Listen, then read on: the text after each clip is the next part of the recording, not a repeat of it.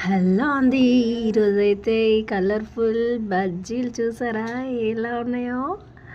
ఈరోజైతే నేనైతే యమ్మీగా టేస్టీగా మిరపకాయ బజ్జీలు అయితే చేసేసానండి. మరి ఏమనుకుంటున్నారు, ఈ చల్ల వెదర్కి వేడిగా తింటుంటే ఆ టేస్టే వేరప్ప. సరే అయితే నేనైతే బజ్జీలు ఏవేవి చేసేస్తున్నానంటే, ముందుగా అయితే మిర్చి తీసుకున్నాను, వంకాయ తీసుకున్నాను, కాలీఫ్లవర్ తీసుకున్నాను. దాన్ని ఇలా ముక్కలుగా కట్ చేసుకొని ఈ పిండిలో అయితే వేసేసుకున్నాను. పిండి అంటే ఇందులో ఏమేమి కలిపేవమ్మా అని అడుగుతారు. శనగపిండి, బియ్యం పిండి రెండు అయితే ఇలా మిక్స్ చేస్తానండి.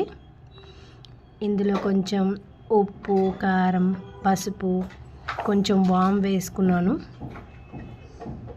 ఇవన్నీ వేసేసుకొని అయితే దీన్ని అయితే మిక్స్ చేసేసానండి. చాలామందికి వంకాయలు అంటే ఇష్టం ఉండదు.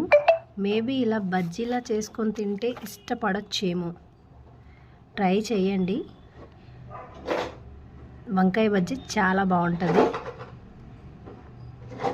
ఇలాగా ఉప్పు, కారం, పసుపు అన్నీ వేసేసుకున్నాం కదా, దీన్ని అయితే మిక్స్ చేసుకొని పిండిని బాగా కలుపుకొని ఒక్కొక్కటిగా ఈలోగా నూనె అయితే మరిగిపోయిందండి. ఇందులో ఒక్కొక్కటిగా వేసి సర్వ్ చేసుకొని తినేద్దామా, లొట్టలు వేసుకొని తినేయడమే. మరి వంకాయ బజ్జీ అండి. వంకాయ బజ్జీ చాలా బాగుంటుంది.